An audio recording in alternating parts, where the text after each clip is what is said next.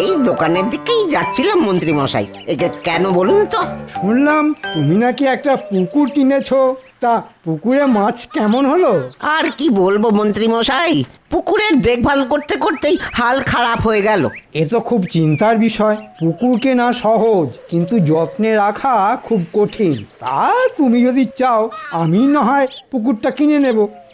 আপনি কিনবেন, কিন্তু আসলে কি বলো তো, কারোর দুঃখের কথা শুনলে না আমি স্থির থাকতে পারি না।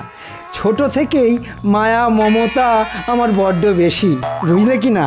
সত্যি আপনি পুকুরটা কিনবেন মন্ত্রী মশাই? তবে আর বলছি কি, আমি কিনবো তোমার পুকুরটা। ওই যে বললাম, মানুষের কষ্ট একদম বরদাস্ত করতে পারি না আমি, তাতে নিজের ক্ষতি হোক তাও সই। কিন্তু আমি ভেবেছিলাম ওই একটা পুকুর থাকলে তার থেকে কটা ওই মাছ পাওয়া যাবে, তা বেচলে সংসারের খরচের কিছু টাকা পয়সা হাতে আসবে। আসলে ওই বাজারে সব জিনিসের যা আগুন দাম হয়েছে, একটা মিষ্টির দোকানে আর সংসার চলছে না। আরে বাবা, অত ভাবছো কেন?